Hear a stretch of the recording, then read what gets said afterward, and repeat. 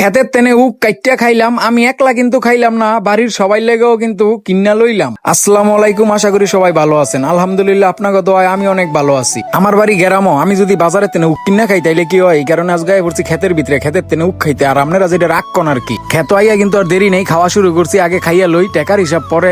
না না না মোটা আইডি না, আইডি নিলে আইডি নিতে হইব।